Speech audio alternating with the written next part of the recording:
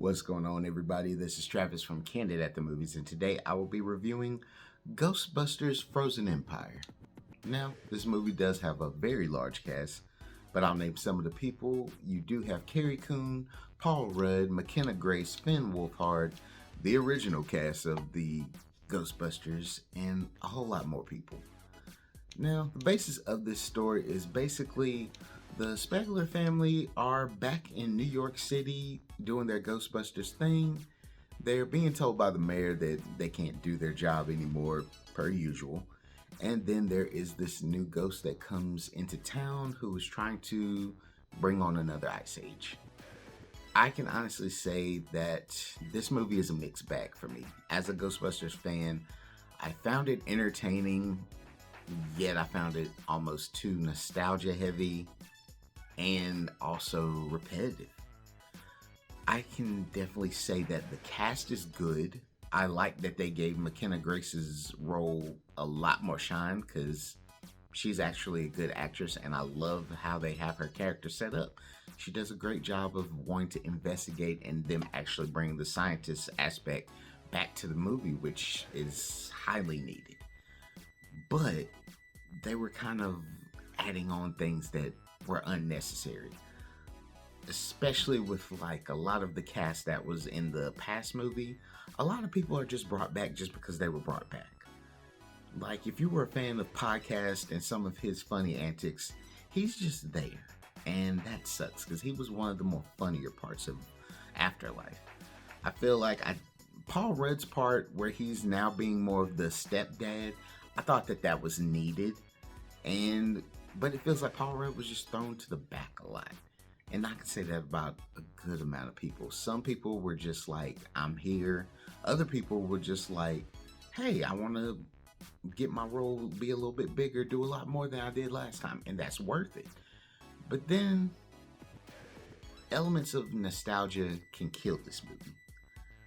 There are so many callbacks to some of the original films, some of the sequels. It's to where you're just like, I'm tired of seeing it. I just want something new. And you don't really get that with this one. This feels like Ghostbusters 2 all over again. Just the Afterlife version of it. Bill Murray got a bigger check, so he smiled in this movie, but it still felt like he was just there. I will say some of the smaller ghosts that they had in the movie were like cool ideas, but the main villain, I was very disappointed with that villain. They had a great look, cool ideas, but then when it came to the end, it just didn't work. I do like the red jackets though that were in the Ghostbusters movie. You know, the red jackets were hot. I actually want one. But this movie is just, I don't know. Like, I know a lot of Ghostbuster fans that are out there, they're gonna be like, hey, this one was great, it's a perfect film, and I respect that. That's cool. But me being real about it, I feel like this was honestly one of the more worst Ghostbusters films.